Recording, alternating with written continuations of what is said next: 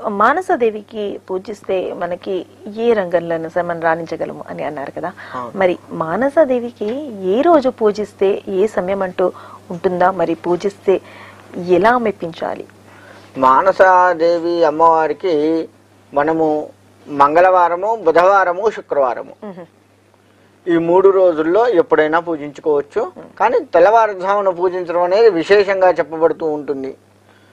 తెల్లవారుజామున అంటే 4:30 ఆ సమయం మానసాదేవి చాలా ప్రశాంతమైనటువంటి సమయం కాబట్టి మనకది అమ్మవారు కూడా అంతే ప్రశాంతంగా ఉంది కాబట్టి ఆ సమయం అనేది మనకు ఉత్తమమైనది. మానసాదేవికి సంబంధించినటువంటి స్తోత్ర పారాయణాలు ఏవి చేసినప్పటికీ కూడాను ముందు అమ్మవారి అనుగ్రహంతో మనకు మనసు స్థిమితంగా ఉండటానికి దోహదపడుతూ ఉంటుంది. ఆ తర్వాత విద్య కావాలి అంటే హయగ్రీవుడిని ఉపాసించినట్లయితే ఆయనైనా మనకు చేస్తూ ఉంటారు. మనకు ముందు ఏంటంటే అన్ని రంగాలలో మన స్థిమితం ముఖ్యం కదా. మనం చదువుతున్నా, ఆడుతున్నా, లేకపోతే ఏ రంగమైనా సరే, అది ఉద్యోగ రంగం కావచ్చు, వ్యవసాయ రంగం కావచ్చు, ఏదైనా మనస్సు ప్రధానం కదా. అందుకని అమ్మవారిని అంటే తెల్లవారుజామున అని చెప్పడానికి ఇంకొక కారణం ఏంటంటే మనకు ఆ సమయంలో చంద్రుడు ఉంటారు. అయితే అమ్మవారు చంద్రుడు కూడా మనస్సు కారకుడు.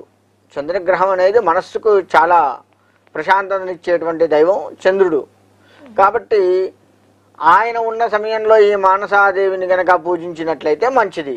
మరి సాయంత్రం కూడా 7 తర్వాత నుంచి మనకు చంద్రుడు చీకటి పడుతూ ఉంటుంది. కాలాన్ని బట్టి ఎండాకాలం అయితే 7, ఇంకా వర్షాకాలం, చలికాలం అలా లెక్కేసుకుంటే ఇంకా ముందే చీకటి పడుతూ ఉంటుంది. మరి ఆ సమయంలో పూజించవచ్చు కదా అంటే ఆహార నియమాలు ఉంటాయి కదా.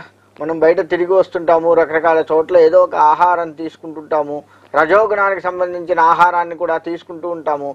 అలా తీసుకొని చేయటం అనేది అంత శ్రేయస్కరం కాదు. అందుకనే నేను తెల్లవారుజామున అని చెప్పాను, చంద్రుడు ఉన్నప్పుడు అని చెప్పిన కారణం అదనమాట.